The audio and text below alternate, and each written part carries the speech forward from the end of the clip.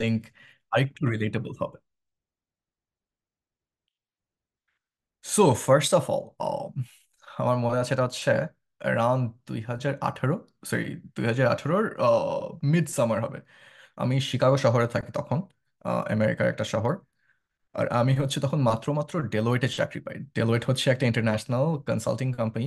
So ভালোই মানে হাতে ডলার্স আসা শুরু করে গরম গরম। সো ওই টাইমে আমার এখনো মনে আছে আমি হচ্ছে স্টক মার্কেটে ইনভেস্ট করি, রাইট? স্টক মার্কেটে ইনভেস্ট করা শুরু করি। And at that time I remember 2018 সালে এন্ড অফ দ্য ইয়ার আমার প্রায় আমার ইনভেস্টমেন্টের উপরে 13 না 14% মতো রিটার্ন আসে, উইচ ইজ প্রিটি গুড। মানে স্টক মার্কেট ইন্ডেক্স অনুযায়ী 14% 13% return is considered pretty good. তো আমি কি করি, আমি হচ্ছে আমার বাবাকে একটা ফোন দিই তখন যে আমার বাবার ব্যাপারে আবার একটু বলি। সে হচ্ছে খুব একটা স্টক মার্কেটে বিশ্বাসী না। তো বাংলাদেশে দুই রকম লোক থাকে যারা নাকি একজন স্টক মার্কেটের খুবই এনথুজিয়াস্ট, তো স্টক মার্কেটে প্রায় ইনভেস্ট করে। আমি যেরকম জানি ওবায়দুল um, আমাদের কলে থাকার কথা, সো ও হচ্ছে প্রায় সময় স্টক মার্কেটে ইনভেস্ট করে। এবার আমার বাবা আমাকে বলতো যে স্টক মার্কেটে সে একদমই বিশ্বাস করে না, স্টক মার্কেটে ইনভেস্ট করতে চায় না। সো আমি তাকে ফোন দিয়ে বলি যে বাবা, আমি তো, তুমি কি বলো যে স্টক মার্কেটে নাকি ভালো মানে রিটার্ন জেনারেট করা যায় না? আমি তো এখানে দেখো ইনভেস্ট করে কত অর্ধেক বছরের মধ্যেই, আর ওই সময় স্টক মার্কেট অনেক ভালো অবস্থা ছিল। সো আমি বললাম যে আমি তো 13%-এর মতো জেনারেট করে ফেলছি ওখান থেকে। And ওই সময় আমার মনে আছে আমার বাবা আমাকে একটু হেসেই বলে যে ও তুমি 13% জেনারেট করলে এই বছর, আমি তো এই বছরে 50% জেনারেট করছি। আর তারপর আমার না মানে আর অ্যান্সার জিজ্ঞেস করতে হয়নি, আমি আমার একটা কোয়েশ্চেন ছিল মাথায় যেটা অ্যান্সারটা আমি নিজেই জানতাম, যে আমি জানি আমার বাবা রেগুলারলি জমিতে ইনভেস্ট করে, বাংলাদেশি জমিতে। অ্যান্ড বাংলাদেশি জমি থেকে 50% রিটার্ন জেনারেট করতে পারা, এটা খুব একটা আহামরি বিষয় কিছু না, এটা প্রায় ফ্রম টাইম টু টাইম হয়। সো তখন আমার কাছে একটা কোয়েশ্চেন আসলো যে ঠিক আছে, বুঝতে পারতেছি যে আমার বাবা জমিতে ইনভেস্ট করছে বাংলাদেশে, আর বাংলাদেশের জমির দাম প্রায় বাড়ে, যে কারণে 50% পর্যন্ত রিটার্ন সে জেনারেট করে ফেলছে 1 বছরের মধ্যে। কিন্তু এটা আমি কিভাবে করব, কারণ আমার কাছে হচ্ছে 1-2 কোটি টাকা তো নাই। আমার বাবা অনেক মানে তার প্রভিডেন্সিয়াল ফান্ডস ছিল অ্যান্ড আদার সেভিংস এর কারণে হয়তো সে তখন জমি কিনতে পারলো। কিন্তু আমি অ্যাজ আ ওয়ার্কিং ইন্ডিভিজুয়াল, আমার ধরেন মান্থলি একটা স্যালারি আসে সেই সময়, সেখান থেকে আমি কিছু টাকা সেভ করে তারপরে আমি মান্থলি ইনভেস্ট করতে চাই, যে কারণে আমার জন্য স্টক মার্কেট মেড সেন্স। কিন্তু যদি আমি চিন্তা করতাম যে আমি এখন বাংলাদেশি জমিতে ইনভেস্ট করতে চাই, তখন আমি জানতাম যে ঢাকার আশেপাশে যেগুলো নাকি লুক্রেটিভ প্লটস অফ ল্যান্ড, যেগুলোতে নাকি ভালো পরিমাণ টাকা দিয়েই ইনভেস্ট করতে হবে, সেগুলো আমার ধরাছোঁয়া তখন বাইরে।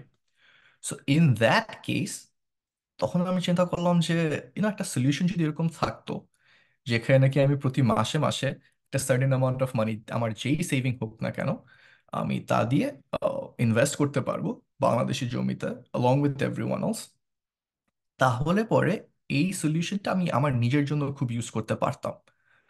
আর সো এটা হচ্ছে প্রথম।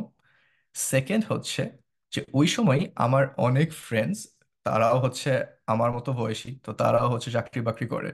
তো তাদের সাথে যখন কথা বললাম, তারাও আমাকে এই একই প্রবলেমের কথা বললো, যে তারাও মাসের শেষে কিছু টাকা প্রতি মাসেই সবাই সেভ করার চেষ্টা করে, সবাই চায় যে একটু সঞ্চয়টা বাড়ুক। আর ওরা বলতেছিল যে বাংলাদেশের ইনফ্লেশন রেটের কারণে, মানে এখন তারা তাদের টাকা দিয়ে যা কিনতে পারতেছে, তারা প্রিটি মাচ শিওর যে 1 বছর পরে, 2 বছর পরে, 5 বছর পরে সেই টাকা দিয়ে আম, একই জিনিস কিনতে পারবে না, কারণ জিনিসপত্রের দাম যেই হারে বাড়ে, ওই হারে হচ্ছে সে যদি টাকাটা ব্যাংকে রেখে দেয়, বা most investment vehicles in Bangladesh, ওরা ইনফ্লেশনের সাথে ক্যাচ আপ করতে পারে না। তো ওরাও বলছিল যে দোস্ত, আমিও তো চাই জমিতে ইনভেস্ট করতে, কিন্তু কিভাবে করব ঠিক বুঝে উঠতে পারতেছ না, কারণ আমার কাছে অফকোর্স ওই পরিমাণ টাকাও নাই। আর সেকেন্ড যে প্রবলেমটা আমি বুঝতে পারলাম, আমি যেহেতু একটা রিয়েল এস্টেট ফ্যামিলি থেকে আসি, মানে আমার দাদা নানার আমল থেকে হচ্ছে সবাই জমির প্রতি খুব আকর্ষিত। তো ইনফ্যাক্ট আমার দাদার জমি যখন আমার নানা কিনে, তখন হচ্ছে তারা ওভাবেই পরিচিত হয়, সেভাবে আমার বাবা মা পরিচিত হয়, তাদের বিয়ে হয়। তো আমি রিয়েল এস্টেটের সাথে খুব ছোটবেলা থেকেই আহ, জমি বেচা কেনার দেখে আসতেছি, খুবই ইন্ট্রিকেটলি ইনভলভড। তো আমার কাছে জমি বেচা কেনার যে প্রবলেমটা বা যে ঝামেলাগুলো হয় কাগজপত্রের সাথে, সেগুলো দেখে, ছোটবেলা থেকে দেখে আসার কারণেও বড় হতে হতে এটাকে আর ঝামেলা মনে হতো না। আমার কাছে মনে হতো যে ইটস প্রিটি সিম্পল। কিছু জিনিসপত্রগুলো এনশিওর করতে হয়, বাট এনশিওর করলে পরে তো মোটামুটি ভালোই এক্সপিরিয়েন্সেস হয়, অত ঝামেলা হওয়ার কথা না। ওয়ারাস যখন আমি আমার ফ্রেন্ডদের সাথে কথা বলি, তখন ওখানে রিয়েলাইজ করতে পারি যে ফর মোস্ট পিপল, স্পেশালি আমাদের জেনারেশনে, আমরা কিন্তু এত কাম্বারসাম পেপার ওয়ার্ক বা এত বিউরোক্রেটিক প্রসেসের মধ্যে, যে রাজুকে দৌড়াদৌড়ি করতে হবে, সাব রেজিস্ট্রি অফিসে যেতে হবে, এতগুলা প্রসেস থাকবে, তারপরে ওই কাগজপত্রগুলোকে যাচাই বাছাই করে দেখে নিয়ে বায়না করে অনেক স্টেপসের থ্রুতে গিয়ে জমি বেচে অ্যান্ড কেনা, এটা করা তো আমরা ইউজ টু না।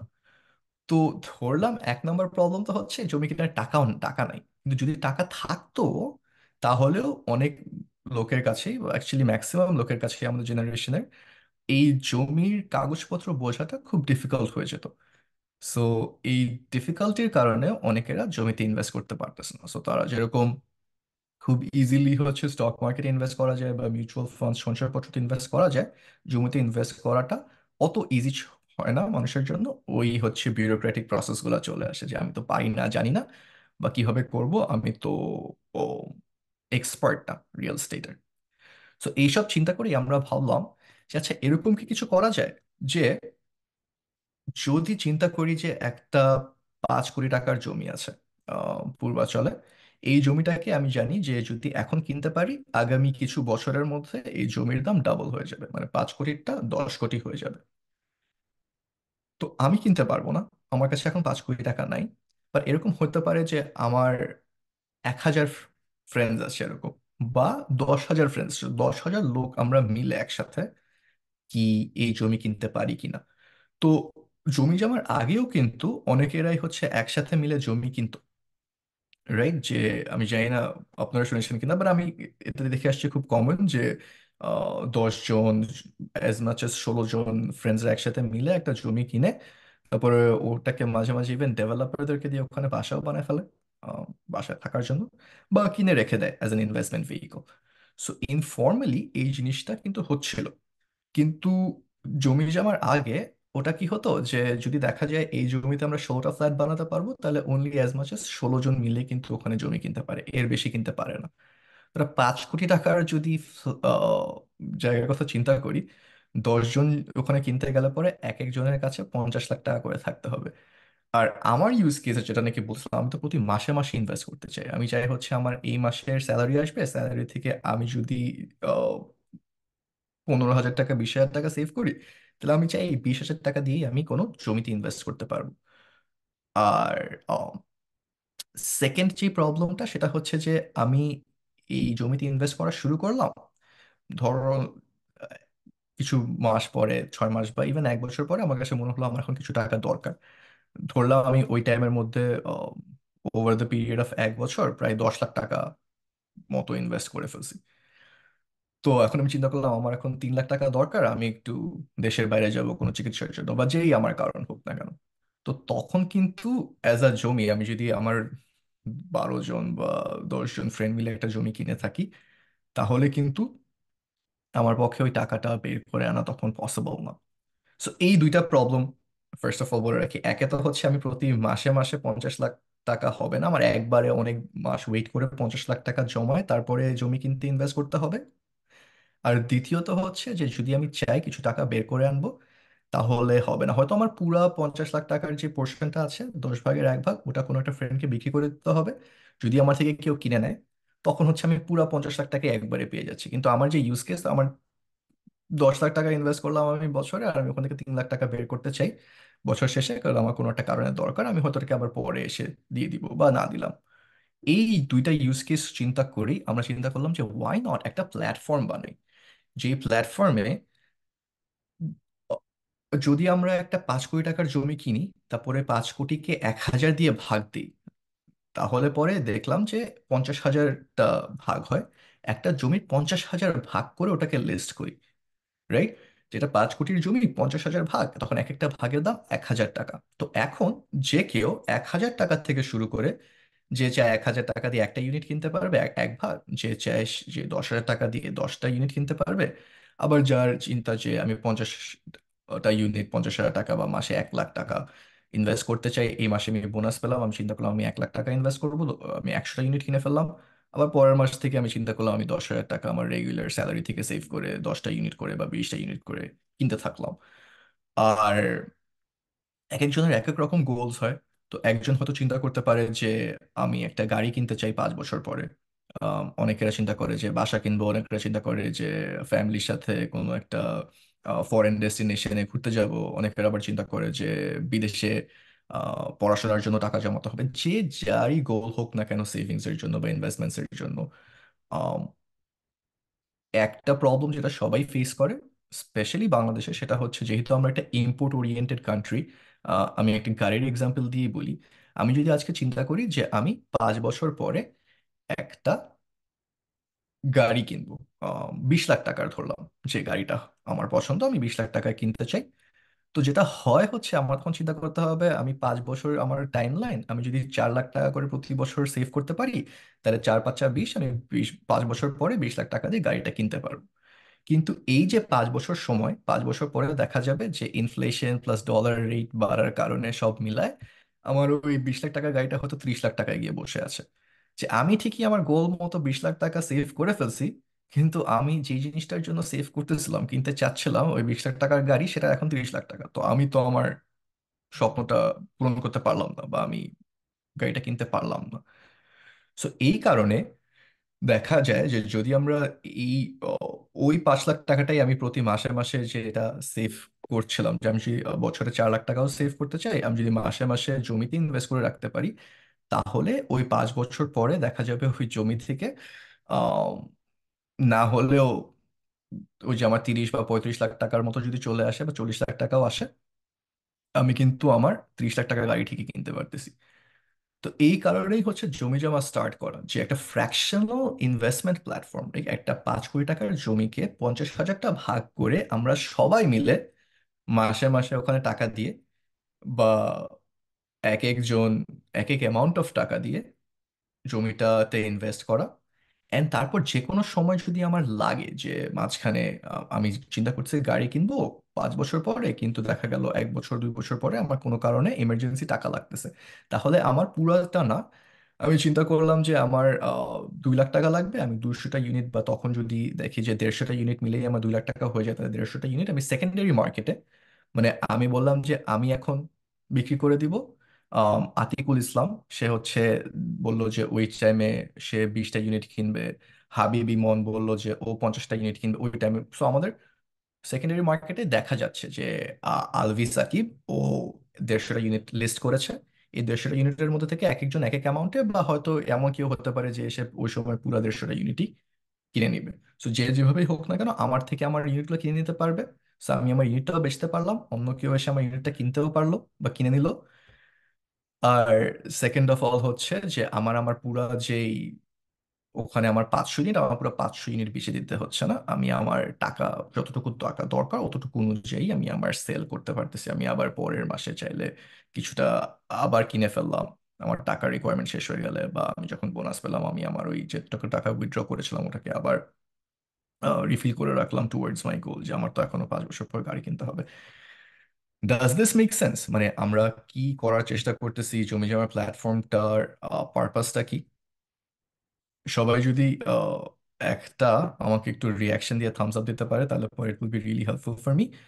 আর যদি কোনো কোয়েশ্চেন থাকে, তাহলে এই টাইমে হলো কোয়েশ্চেন অ্যান্সার সেশনটা আমরা শুরু করে দিতে পারি।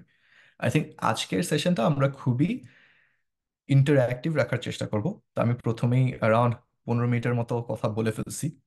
তো আমি চাবো যে কারো যদি কোনো কোয়েশ্চেন থাকে, স্পেসিফিক্যালি ইনভেস্টমেন্ট কিভাবে করব, বা এই প্ল্যাটফর্মটা এভাবে কেন কাজ করবে, বা আমি এই জিনিসটা বুঝতেছি না, এই টাইপের কোনো কোয়েশ্চেন হলে পরে প্লিজ কমেন্ট বক্সে কোয়েশ্চেনগুলো টাইপ আউট করতে পারেন। সে মাঝখানে আমি কয়েকটা থামস আপ পেলাম, বা অনেকের কাছ থেকে এখনো থামস আপ পাইনি। So আমি ঠিক বুঝতেছি না যে সবাই কি বুঝছে নাকি। Does this make sense? Okay, perfect. Alright, great. Also আরেকবার বলে নিই, অনেকেরা যারা পরে জয়েন করেছে, আই এম রিয়েলি গ্রেটফুল যে একটা টি-20 ওয়ার্ল্ড কাপ চলতেছে সেটা ছেড়েও মানুষ এখানে আসছে আমাদের জমি জমা নিয়ে কথা শুনতে। দ্যাট শোজ আ লট।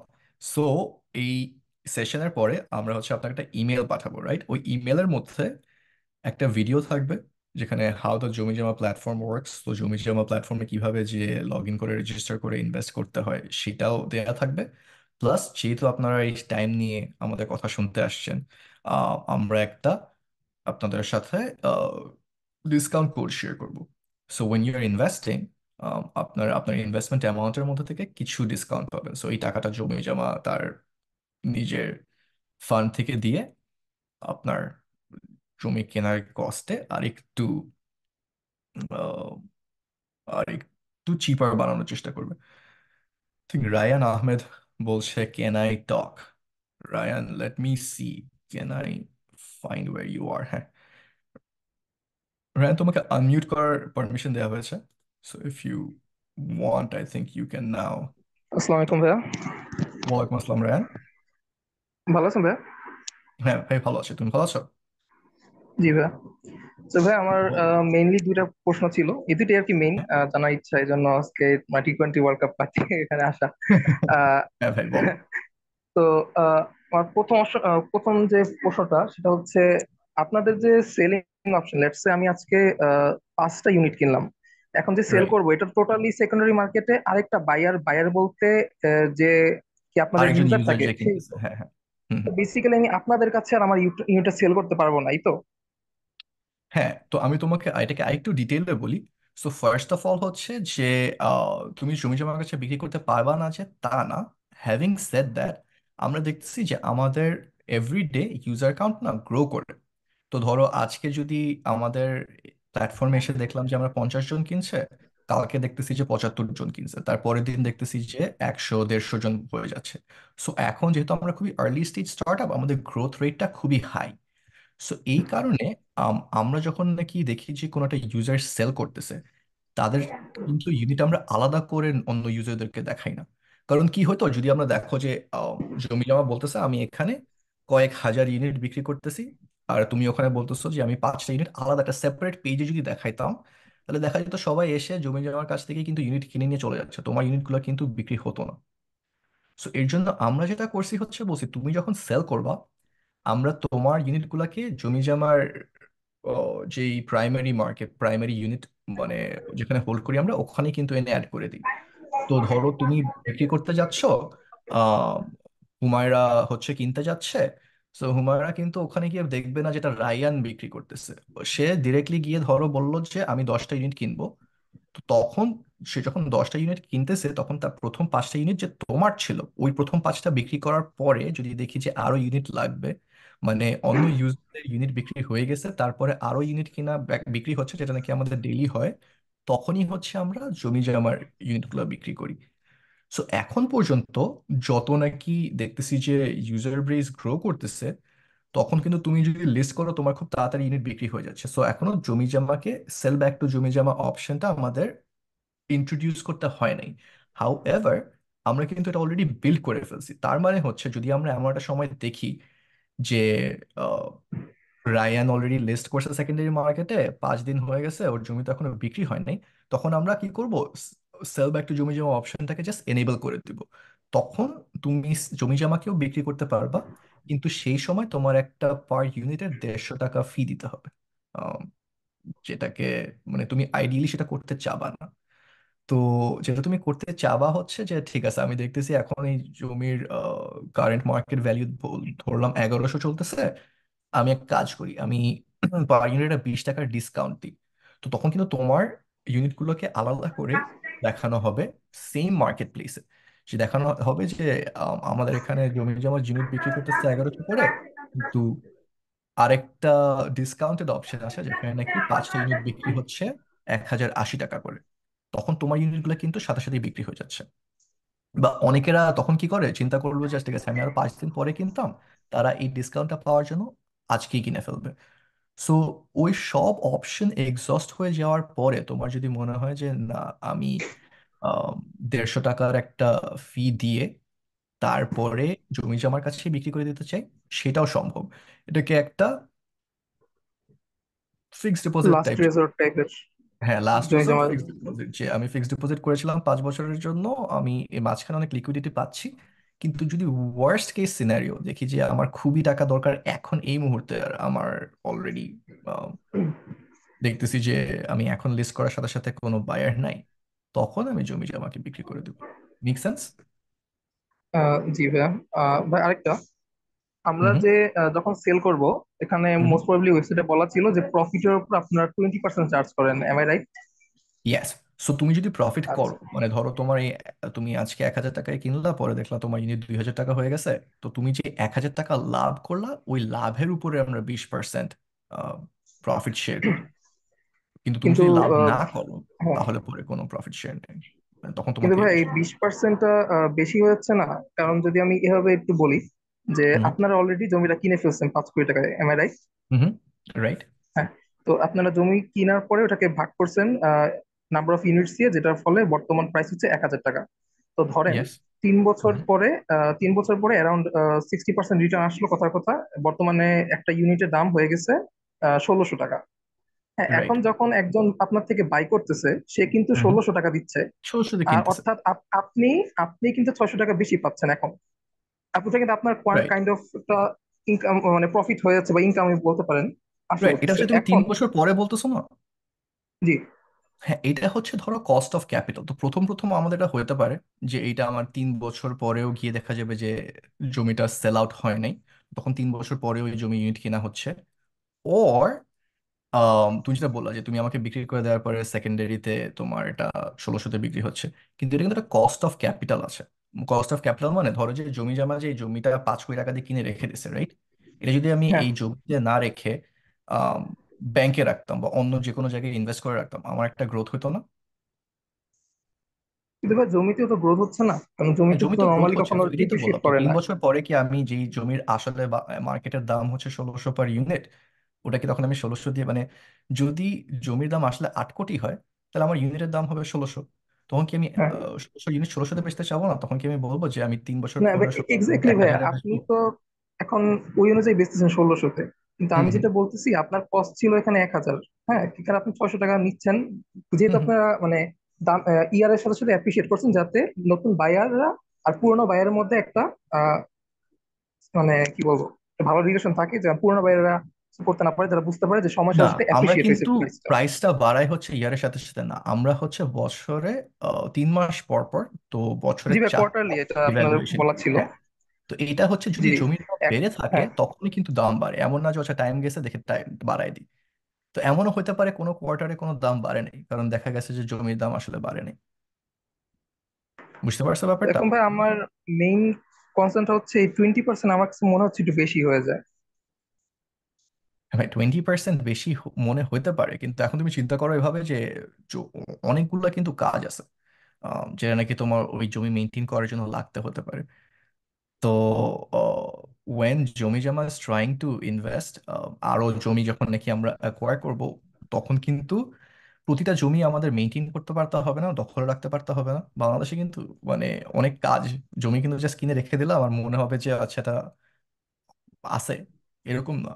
তো যে কাজগুলা থাকে, প্লাস এই যে পুরো প্ল্যাটফর্ম মেনটেন করতে পারা, ইঞ্জিনিয়ারদেরকে, যাতে তোমরা সবাই একটা কাস্টমার সাপোর্টে কল করলে পরে সাপোর্ট কল পাও। এই যে আমরা এখন যেরকম অ্যান্ড্রয়েড অ্যাপ, তারপর আইওএস অ্যাপ, এই সবগুলো বানাচ্ছি, তো এগুলোরও কিন্তু যে কস্টিং আছে, আমরা কিন্তু কোনো এডিশনাল দামে বিক্রি করি না, তো আমরা যেই দামে কিনি সেই দামেই বিক্রি করি তোমার কাছে, রাইট? তো জি ভাই। চলার জন্য যেই কস্টিংটা লাগে, ওই কস্টিংটা হচ্ছে দেখা যায় যে ইভেন 20% শেয়ার না করলে পরে কস্টিং মিট করা উইল বি ভেরি ডিফিকাল্ট। ওকে বুঝতে ভাই। পারছি ব্যাপারটা? ওকে। এই আপাতত এই দুইটা প্রশ্ন ছিল। আপনি মানে আমার আর তেমন কোনো প্রশ্ন আপাতত নেই। ধন্যবাদ ভাই। অলরাইট। আর আরেকটা জিনিস হচ্ছে রায়ান, তুমি যদি দেখো যে when you are buying in bulk, আমাদের কিন্তু কয়েকটা বাল্ক ডিসকাউন্টসও আছে। সো দেখা যায় যে তুমি যদি প্রথমে কেনার সময় তোমার 1, 1.5, 2% ডিসকাউন্টে কিনে ফেলো, তোমার কিন্তু ইমিডিয়েটলি তখন তোমার রিটার্ন কিন্তু 2%-এর থেকে হায়ার। 2% ডিসকাউন্ট মানে হচ্ছে আমি সাথে সাথে ওইটা একটা রিটার্ন হিসাবে পেয়ে গেলাম। তো তখন আমি ধরলাম 1,000 টাকার জমি যদি আমি 990 দিয়েও কিনতে পারি, আমার কিন্তু 990-এর উপর রিটার্ন জেনারেট করা শুরু করে। সো আলটিমেটলি দেয়ার আর ফিউ ওয়েজ, যেটা নাকি তোমার ওই লাস্টের 20% হয়তো অত আরো কমে আসবে ওখান থেকে তোমার, যে কি পরিমাণ জমি জমা প্রফিটের উপরে এসেছে। ও, দ্যাট মেক সেন্স। ভাইয়া, আরেকটা প্রশ্ন ছিল লাস্ট, এটা মাত্র দেখলাম ফার্স্ট ছিল। এটা একটু খারাপ ভাবে নিয়েন না। তো হুম। আমি জাস্ট প্রশ্ন করতেছি যে, যেহেতু আপনারা রিলেটিভলি নিউ আর হুম। কনসেপ্টটাও অবভিয়াসলি নিউ, তো রাইট। ইন্টারেস্টিং, হুম। এখানে কিন্তু মোটামুটি একটা মানুষের ট্রাস্ট বিল্ডিং এর একটা কোশ্চেন কিন্তু থেকে যায়, কজ হুম। খুবই আমাদের এখানে দেশে খুবই স্ক্যাম টাইপের অনেক হয়ে গেছে অলরেডি, এটা রাইট। নতুন কিছু না। সো আমি কি প্রশ্ন করতে পারি যে আপনারা কি করতেছেন যেটার ফলে আপনাদের ট্রাস্ট গুলা বাড়বে, যেমন লেটস সে পার্টনারশিপ অথবা সেমিনার্স, এরকম রাইট। কোনো হ্যাঁ, ইনিশিয়েটিভ রায়ান, কি আই আপনারা থিঙ্ক নিচ্ছেন? এইটা হচ্ছে একটা কোয়েশ্চেন যেটা অনেকেরই থাকবে। সো এটা হচ্ছে আমরা অ্যান্সার করি প্রপারলি। গিভ মি ওকে ভাই। 1 মিনিট। ঠিক আছে, সাউন্ডস গুড। ওকে ভাই। আচ্ছা। সামিহা, আহ, আর কি কোনো কোয়েশ্চেন আছে এখানে রিলেটেড? হ্যাঁ ভাইয়া, এখানে আরেকটা কোয়েশ্চেন ছিল। How does it legally work? Who hmm. Will the land B registered for? How M I legally guarded as a user, Got it. আচ্ছা, বেসিক্যালি? মানে ভেরি সিমিলার টু রায়ান মাত্র যা জিজ্ঞেস করলো। তাহলে এই অ্যান্সারটা করি। ইয়েস। ফার্স্ট অফ অল, আমরা এই কোয়েশ্চেনটা তিনটা ভাবে পাই। প্রথম কোয়েশ্চেন হচ্ছে যে ভাই, জমি জমা কি একটা ওয়েবসাইট খালি, মানে আপনি একটা ওয়েবসাইট খুলে বসে গেছেন, নাকি এটা একটা লিগ্যাল এন্টিটি, এটা একটা কোম্পানি? তো এই কোয়েশ্চেনের অ্যান্সার হচ্ছে যে না ভাই, আমরা জাস্ট একটা ওয়েবসাইট খুলে বসে নাই, আমরা একটা পুরা লিজিট লিগ্যাল এন্টিটি। সো বাংলাদেশে আমাদের আরজিএসসি থেকে একটা প্রাইভেট লিমিটেড কোম্পানির লাইসেন্সিং আছে। প্লাস আমরা যে এরকম আহ, জমিতে কিনবো বেচবো, এটার জন্য আমাদের একটা ট্রেড লাইসেন্সও নিতে হয়েছে, রাইট? যে জমি নিয়ে কাজ করবে, মানুষের কাছে ফ্র্যাকশনাল ইউনিট বিক্রি করবে। সো এই দুইটা আরজিএসসি লাইসেন্সিং, যেটার জন্য আমরা একটা প্রাইভেট লিমিটেড কোম্পানি হিসেবে বাংলাদেশে রেজিস্টার করেছি, অ্যান্ড দেন এই ট্রেড লাইসেন্স, এই দুইটার কারণে আওতায় হচ্ছে জমি জমা এটা করতে পারে। আর এটা হচ্ছে বাংলাদেশের সব রুলস এন্ড রেগুলেশনস জমি জমার উপর অ্যাপ্লাই করে। তো কেউ যদি আমাদের নামে কোনো কেস করে দেয় বা কোনো যদি ঝামেলা হয়, তাহলে কিন্তু আমাকে জেলে নিয়ে যেতে পারবে বাংলাদেশে, রাইট? বিকজ আমার উপর একটা কোম্পানির সব রকম রুলস এন্ড রেগুলেশনস অ্যাপ্লাই করে, আমার উপর না, জাস্ট কোম্পানির উপরে। সেকেন্ড হচ্ছে যে নট জাস্ট বাংলাদেশে, আমাদের কিন্তু পেরেন্ট কোম্পানি বা ওনিং কোম্পানি হচ্ছে ইউএসএ ডেলাওয়্যার ইঙ্ক। সো জমিজমা ইঙ্ক কোম্পানিটা হচ্ছে জমিজমা লিমিটেড কোম্পানিকে অ্যাডমিনিস্ট্রেট করে। তো খালি বাংলাদেশে না, আমাদের উপরে আমেরিকায়ও কেস করতে পারবে মানুষ। এই জমিজমা ইঙ্ক কোম্পানিটা, যেটা নাকি আহ, জমিজমা লিমিটেডের পেরেন্ট কোম্পানি, এটা রেজিস্টার করা হয়েছে কারণ রায়ানের আবার এই একটা অ্যান্সার একটু কভার করি এখানে, যে আমাদের যে এখন আমরা শুরু করলাম এই জমি কিনতেছি, এমপ্লয়িজ আছে, এদেরকে আমরা পে করি কিভাবে? সো আমরা ভেঞ্চার ক্যাপিটাল ফান্ডিং রেজ করি। এই ভেঞ্চার ক্যাপিটাল ফান্ডিংটা আমাদের আমেরিকা থেকে আসে, রাইট? সো ওই যে কারণ কারণ অন্য লোকেরা আমাদের কোম্পানির উপরে ইনভেস্ট করতেছে, কোম্পানির শেয়ারের উপরে ইনভেস্ট করতেছে, ওই টাকাটাই কিন্তু আমরা বাংলাদেশে এনে তারপরে এই যে জমি জমার কার্যকলাপ চালাতে পারছি। সো এর জন্য আমরা হচ্ছে আমেরিকান লও মেনটেন করতে হয় পুরো 100%, ওটার সাথে অ্যাবাইড করতে হয়, বাংলাদেশের সব ল মেনটেন করে তারপরেই এই অর্গানাইজেশন চালাতে হয় জমি জমা। সো এটা হচ্ছে 1 নম্বর কোয়েশ্চেন যেটা পাই। 2 নম্বর পাই হচ্ছে ভাই, বুঝলাম জমি জমা লেজিট কোম্পানি, কিন্তু জমি জমা যে জমিটা কিনে এটা কি লেজিট? তো এইটা হচ্ছে আমরা দুইভাবে অ্যান্সার করি। আবার 1 নম্বর হচ্ছে যে কমপ্লিটলি লেজিট, আমরা হচ্ছে এটাকে এটার পুরো রাইটস আমরা অ্যাকোয়ার করে ফেলি। তো জমি জমা কিন্তু টাকা দিয়ে জমিটা কিনে জমি জমার নামে আসার পরে হচ্ছে এটাকে আমরা লিস্ট করা হয়েছে, রাইট? সো যে কেউ চাইলে পরে আমাদের কাস্টমার সাপোর্ট হোয়াটসঅ্যাপ নাম্বার দেওয়া আছে কাস্টমার সাপোর্টের, বা ইভেন কল করে বা ইমেল করে সেটা পারে যে আমি জমির ডকুমেন্টস দেখতে চাই, দলিল দেখতে চাই। সো তখন তাকে ওটা দেখানোর পরে যে জমি জমার নামে যেটা ট্রান্সফার করা হয়েছে রাজুকের সিল সহ সব প্রপার পদ্ধতিতে জমিটা, সেটা হচ্ছে ওই প্রুফ অফ ডকুমেন্টেশন দেয়া হচ্ছে। প্লাস যে কোনো টাইমে you can actually go to the address, right? আমাদের কিন্তু প্ল্যাটফর্মে জমির অ্যাড্রেস দেয়া আছে, ওটা একটা ক্লিকেবল বাটন। অ্যাড্রেসে ক্লিক করলে পরে একটা গুগল ম্যাপ অন স্টার্ট হয়ে যাবে, গুগল ম্যাপের লোকেশন দেয়া আছে, ন্যাভিগেট করে যে কেউ যে কোনো সময় যে কিন্তু জমি দেখে আসতে পারবে। আর ওখানে দেখা যাবে যে গেলে পরে দেখতে দেখতে পারবে যে একটা জমি জমার ব্যানার বসানো আছে। তো তো বাংলাদেশে যেটা হয়, যে কেউ জমিতে একটা ব্যানার বসানোর জন্য কিন্তু জমি তার হতে হয়। যদি আমি কালকে যে রায়ানের কোনো জমির উপর ব্যানার বসায় আসি, ও কিন্তু পরশুদিন ওটাকে ভেঙে ফালাই দিবে। তো যদি মাসের পর মাস, বছরের পর বছর একটা জমিতে জমি জমার ব্যানার থাকে, তার মানে জমিটা আসলেই জমি জমার নামে। অন্য কেউ থার্ড পার্টি আমাকে তার জমিতে কিন্তু ব্যানার রেখে দিতে দিবে না। তো ওই আর কি, দলিল সহ প্লাস ব্যানার সহ অনেক কিছু মিলায় বোঝা যায় যে আসলে জমিটা আসলেই জমি জমা। আর থার্ড যে কোয়েশ্চেন বলে যে ভাই বুঝলাম কোম্পানিও লেজিট, আপনার জমিও লেজিট, কিন্তু আমি যে আপনাকে টাকা দিলাম এটার প্রুফ কি? মানে আম, আমি যে আপনার কাছ থেকে 5,000 টাকাতে 5টা ইউনিট কিনছি, রায়ান বলবে এটার জন্য আমি কি পাচ্ছি as a documentation. So you are getting, Rayan, একটা বলতে গেলে জমি জমা প্যাডে, জমি জমার সিল সহ, সিগনেচার সহ একটা ডকুমেন্টেশন, যেখানে নাকি অলরেডি ক্লিয়ারলি লেখা থাকবে যে তুমি 5,000 টাকা দিয়ে এই জমি 5 ভাগ কিনে ফেলছো, মানে 48,000 ভাগের 5 ভাগ এখন তোমার। সো আনলেস তুমি এটা সেকেন্ডারিতে বিক্রি করে দিচ্ছ, যখন নাকি তারপর এটাকে নাল অ্যান্ড ভয়েড হবে, তার আগ পর্যন্ত এই জমির যে ওনারশিপ তোমার আছে, বা তুমি যে আমাদের কাছ থেকে যে কিনছিলা, এটা হচ্ছে তোমার লিগ্যাল প্রুফ হিসেবে থেকে যাচ্ছে কিন্তু। সো ইটস নট লাইক যে ও আচ্ছা আমার কোনো প্রুফ নাই, আমি কেন কিনছিলাম বা কবে কিনছিলাম, ওরকম একটা রিসিট, ডকুমেন্টেশন যাই বলো, ওটা তোমার কাছে থাকবে। এন্ড এটা আমরা কিন্তু লয়ারদেরকে দিয়ে রিভিউ করায় ফেলছি। সো বেসিক্যালি এটা একটা লিগালি বাইন্ডিং ডকুমেন্ট, তুমি চাইলে পরে এটা কোর্টে নিতে পারবা, আর কোর্টে এই ডকুমেন্টটা আপহোল্ড করবে। যে অনেকরা বলে যে ভাই বাংলাদেশে মানে এটা কি স্ট্যাম্পে আমার অফিসে এসে মানে সাইন করতে হবে? না, স্ট্যাম্প পেপারে লাগে না।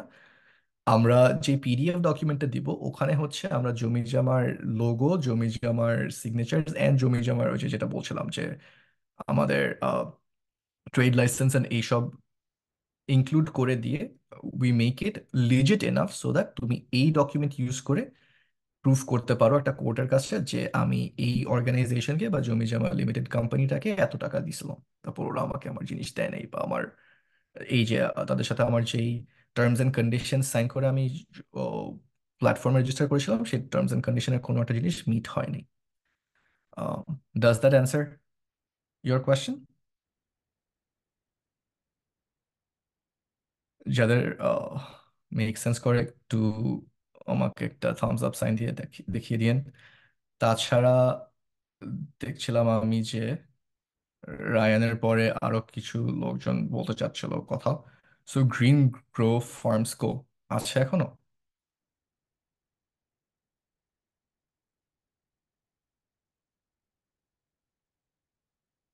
আচ্ছা, আমি আনমিউট করতে দিই গ্রিন গ্রোভ ফার্মস কোম্পানি। ভাই আপনি এখন চাইলে পরে আনমিউট করে কথা বলতে পারবেন। হ্যালো ভাই, আসসালামু আলাইকুম। ওয়ালাইকুম আসসালাম ভাই। সো বেসিক্যালি ভাই আই হ্যাভ টু কোশ্চেন। আমার হুম প্রথম কোশ্চেনটা ভাই যে সাপোজ আমি আমার 6 মান্থ পরে আমি 10 লাখ টাকা ইনভেস্ট করেছি, আমার হুম 3 লাখ টাকা আমি উইথড্র করবো আমার একটা ইমার্জেন্সি নিডের জন্য সিক্স রাইট। মান্থ পর। তো হুম হুম 6 মান্থ পরে কি আমি যে 6 লাখ টাকা 10 লাখ টাকা ইনভেস্ট করেছিলাম তার থেকে 3 লাখ টাকা আমি উইথড্র করতেছি। থ্রি হুম আমি ধরলাম 3 ইউনিটের দাম 3 লাখ টাকা। সো এই রাইট। 6 মান্থ পরে কি এই 3 ইউনিটে কোনো গ্রোথ হবে, মানে গ্রো হবে নাকি জাস্ট আমার ওই 3 লাখ টাকার উপরে সেল করতে হবে? রাইট। সো ভাই যেটা নাকি আমি একটু আগে রায়ানকে বলছিলাম, যে আমরা আসলে যেটা করি, প্রতিটা ইউনিটকে আমরা 1,000 টাকা করে লিস্ট করি, রাইট? সো আমরা নাম্বার অফ ইউনিটস বাড়ায় ফেলি, মানে একটা জমিকে দরকার হলে পরে যেরকম আমরা যে এখন জমিটার কথা বলি যেটা লিস্ট করা, ওটা কিন্তু আমরা 48,000 ভাগ করে লিস্ট করেছিলাম, যাতে এক একটা ভাগের দাম 1,000 টাকা হয়। সো ওইভাবেই কোয়েশ্চেনটা করি আপনার, যে ধরেন আপনি 3 লাখ টাকা দিয়ে 300 ইউনিট কিনে ফেললেন। এখন ফিউচারে আপনি যদি যখন বিক্রি করতে চাবেন, তখন কি আপনার এটা 3 লাখ টাকায় বিক্রি করতে হবে কিনা? The answer is no. আমরা প্রতি 3 মাস পর পর কিন্তু জমিটার ভ্যালুয়েশন করি। মানে আমি যদি বলি যে আমরা ডিসেম্বরে যখন এই জমিটা কিনে থাকি, তখন কিন্তু জমির দাম ছিল 4,80,00,000 টাকা। তারপরে আমরা যখন নাকি ইলেকশনের পরে নেক্সট হচ্ছে এই বছর মার্চে ভ্যালুয়েশনটা করি, তখন এই জমির মার্কেট ভ্যালিউ দাম আসে হচ্ছে 5,04,00,000 টাকার মতো। তারপরে এই জুন মাসে যখন নাকি আমরা আবার প্রতি 3 মাস পর পর যে বলছিলাম ভ্যালুয়েশন করি, এখন যখন লাস্ট ভ্যালুয়েশনটা করলাম জুনে, তখন কিন্তু জমির ভ্যালু আসছে হচ্ছে 5,18,00,000 টাকা। তো প্রতি যেরকম 3 মাস পর পর ভ্যালুয়েশনের জমির দাম বাড়তেছে, এখন হতে পারে যে নেক্সট ভ্যালুয়েশনের দাম নাই বাড়লো, আবার হতে পারে তার পরের ভ্যালুয়েশনে অনেক বেশি বেড়ে গেল। তো আসলে মার্কেটে জমির দাম কিভাবে বাড়বে এটা তো আগে থেকে প্রেডিক্ট করতে আমরা পারি না। তো আমরা যেটা করি হচ্ছে 3 মাস পর পর কনসিস্টেন্টলি জমির ভ্যালুয়েশন করে যাই, অ্যান্ড জমির ভ্যালুয়েশন করার পরে জমির যেই ভ্যালুটাই আসে ওটাকে আপডেট করি সিস্টেমে, সো দ্যাট যখন নাকি পিপল আর সেলিং তখন তারা যেন একটা রিয়েল টাইম ভ্যালুতে মানে মোটামুটি রিয়েল টাইম আসলে 3 মাস পর পর তো একটু ল্যাগ থাকতে পারে, বাট তারপরও যতটুকু নাকি মার্কেট ভ্যালু আছে অতটুকু মার্কেট ভ্যালুতে বিক্রি করতে পারে, আর মাঝখানে একটা লাভও করতে পারে যদি জমিতে দাম বেড়ে থাকে, লাভ হয়ে থাকে। আহ গ্রিন গ্রোভ ফার্মস ভাই, আপনার নামটা যদি বলতে পারতেন তাহলে আম, ভালো হতো। And does that answer your question? এটা একটা। আরেকটা আমি অলরেডি দেখতেছি, একজন জিজ্ঞেস করে first how is the valuation done, so ওইটাও বলি। আহ, ভাই আপনি কি মেক সেন্স করে বা বুঝতে পারছেন জি ব্যাপারটা? ভাইয়া, আর আরেকটা আমার কোশ্চেন যে যে আপনি যেটা বাই করলেন যে প্রপার্টিটা, হুম। এটা কি আন্ডার ভ্যালুড না ওভার ভ্যালুড, এটা আমরা কিভাবে ভেরিফাই করব? সো একটা মানে ট্রাস্ট এটা একটা থাকতেই পারে। রাইট, সো এটা ইউজুয়ালি বাংলাদেশে যেভাবে করা যায় হচ্ছে আপনি ওখানে যে ধরেন আপনি আমি যেটা বললাম আমাদের সেক্টর 15 পূর্বাচলের, তো ওখানে যে আপনি কিন্তু লোকাল লোকদেরকে জিজ্ঞেস করতে পারেন ভাই এখানে 5 কাঠার জমি এরকম এটা কিরকম দামে বিক্রি হচ্ছে। ধরেন এক্সাক্ট না পেলেও একটা ভেরি নিয়ার অ্যাবাউট কিন্তু দাম পেয়ে যাবেন যে আম, এটা ভাই এখন এই দামে বিক্রি হচ্ছে। তো ওরকম আর কি, এটা মানে মানুষের কাছে জেনারেল একটা আন্ডারস্ট্যান্ডিং থাকি, কাজ ওখানে মানে একটা প্লট না তো, বা জমি ইউজুয়ালি আশেপাশে মানুষজনের কাছেও থাকে, তো একটা মার্কেট প্রাইস বলে জিনিসটা থাকে। এটা আসলে কোনো অনলাইন রেকর্ড নাই বাংলাদেশে যেখানে গিয়ে দেখতে পারবেন যে আসলে এই জমিটার দাম কত, বা পারচেস প্রাইসটা খুব মানে সবাই জানে আশেপাশের লোকজন, লোকাল লোকজন যারা আছে। ভ্যালুয়েশন মেথডটা একটু বলে ফেলি। ভ্যালুয়েশন মেথডটা হচ্ছে আমরা বাংলাদেশের সব জমি এভাবেই ভ্যালুয়েট করে। তো ইভেন যখন নাকি আপনি আপনার জমিকে ব্যাংকে গিয়ে মর্টগেজে রাখবেন যে ব্যাংকে থেকে লোন নেওয়ার জন্য, তখন ব্যাংকও এইভাবে ভ্যালুয়েশন করবে। সো ভ্যালুয়েশন সিস্টেমটা হচ্ছে ইন্ডিপেন্ডেন্ট পার্টি থাকে একজন, তারা গিয়ে দেখে যে জমির আশেপাশে জমির সেম কম্পের অন্য কোনো জমি বিক্রি হয়েছে কিনা। সেম কম বলতে গেলে ধরলাম যে সেক্টর 15তে আমাদের জমি, সেক্টর 15তেই একটা 5 কাঠার অন্য কোনো আশেপাশের জমি যেটা নাকি আমাদের মতো সেম সামনে রাস্তা, সেম লেক ভিউ এরকম টাইপের কোনো জমি কি বিক্রি হয়েছে কিনা ওভার মানে রিসেন্টলি। তো যদি বিক্রি হয়ে থাকে দ্যাটস ভেরি ইজি টু মানে ফাইন্ড আউট যে আচ্ছা ওই জমিটা কত প্রাইসে বিক্রি হয়েছে, ওই জমিটা যে প্রাইসে বিক্রি হয়েছে আমাদের জমিটার দামও সেরকম হবে। তো অনেক ক্ষেত্রে যেটা দেখা যায় হচ্ছে যে রিসেন্টলি কোনো সেম কম্পের জমি বিক্রি হয় নাই। সেই ক্ষেত্রে কি করা হয়, সেই ক্ষেত্রে হচ্ছে every place has some brokers, right? Local broker থাকে, আমাদেরও যেরকম ব্রোকার নেটওয়ার্ক আছে। তো ব্রোকার নেটওয়ার্ক বাংলাদেশের দালাল বলা হয় যাদের, তাদের মধ্যে থেকে 5 জনকে কোটেশন দিতে বলা হয়। তারা হচ্ছে জমির বেচা কেনা যেহেতু করে তাদের কাছে কোটেশন থাকে যে এই জমি যদি সে এখন বিক্রি করে দিতে চায় আপনাকে, তাহলে কি দামে বিক্রি করে দিতে পারবে।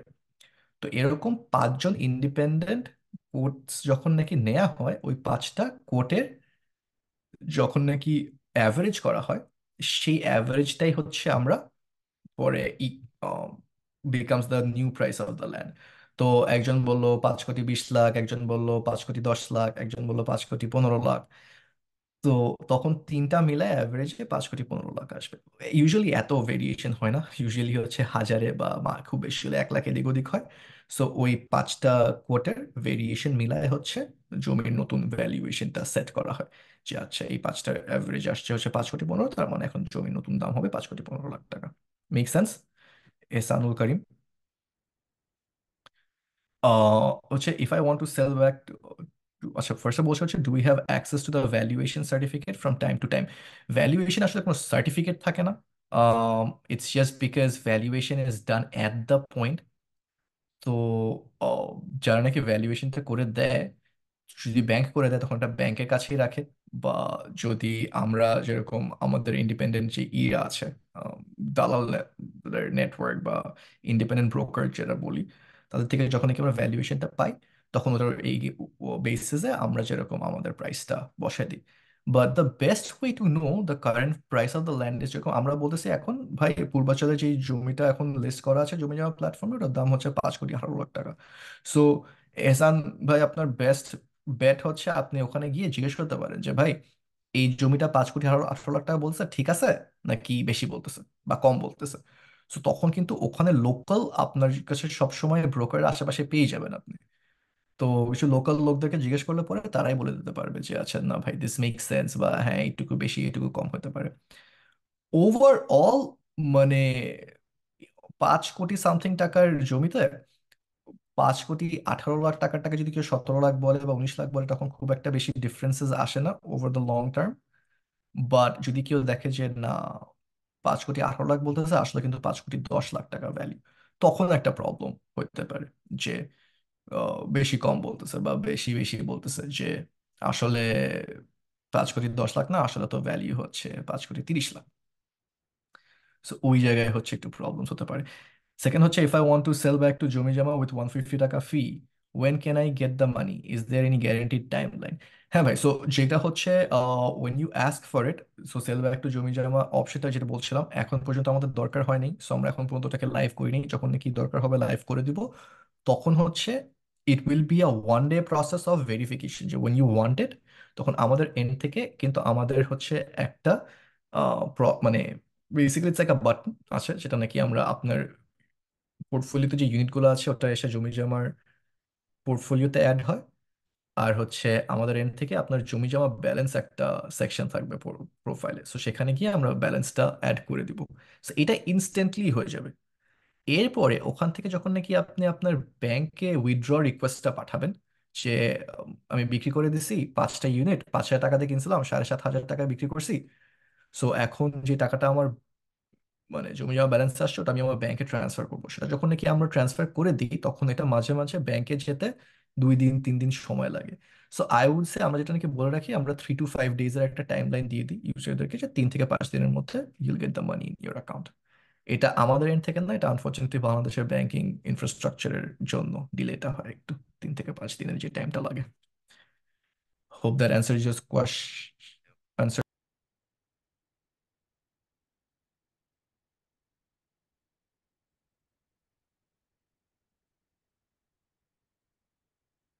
হাবিব ভাই, আচ্ছা সামিয়া বলছে হাবিব ভাই কথা বলতে চেয়েছিল, হাবিব ভাই কি আছেন কলে? ওকে, আমি ভাইকে আনমিউট করি। হাবিব ভাই, আপনার কোয়েশ্চেন্স।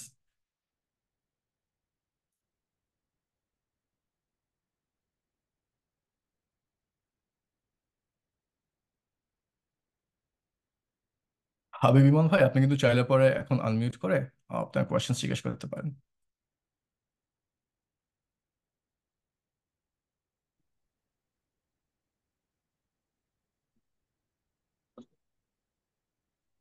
আচ্ছা, হাবিব ভাই বলছে হাবিব ভাই অ্যান্সার্স পেয়ে গেছে। আর কোনো কোয়েশ্চেন্স?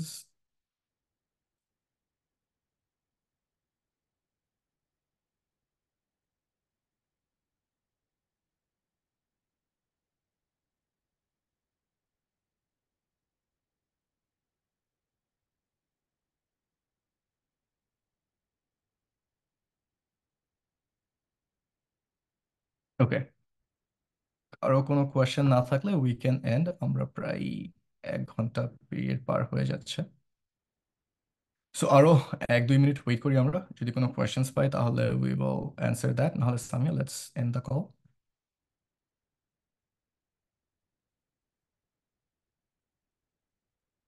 ইয়েস ভাইয়া, আমি জাস্ট কুপন কোডটার কথা একটু মনে করে দিতাম, যে যে ফার্স্ট কুপন কোডটা 1% discount on your first investment.